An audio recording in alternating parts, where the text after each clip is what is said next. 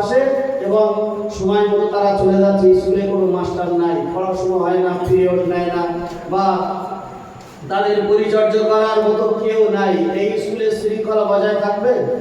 থাকবে না।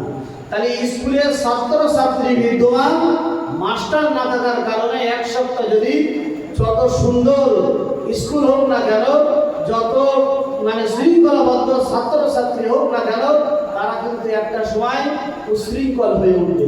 তারা কিন্তু ওই স্কুলের যে রুটিন আছে সব কিন্তু তারা একেবারে ধুলোর সঙ্গে মিশিয়ে দেবে, দিয়ে কি করবে, তারা উশৃঙ্খল হয়ে উঠবে। স্কুলে মাস্টার নাই, তারা আশেপাশে কিন্তু ঝুঁকি ঝামেলা মাছ ধর যা কিছু হওয়ার সেটাই হবে। ধরে নেন পৃথিবীতে মানুষে পরিপূর্ণ, কিন্তু নবী নেই।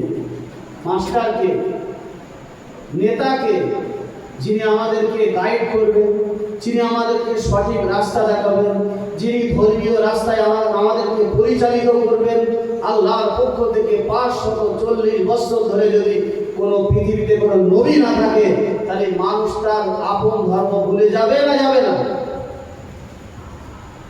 বন্ধুগণ শুনে রেখে দিন, বিশ্ব নবী আকরাম সাল্লাল্লাহু আলাইহি ওয়াসাল্লাম যে সময় পৃথিবীতে এসেছেন তার আগের কাল হলো হযরত ঈসা আলাইহিস সালাতু ওয়াস সালামের যুগ।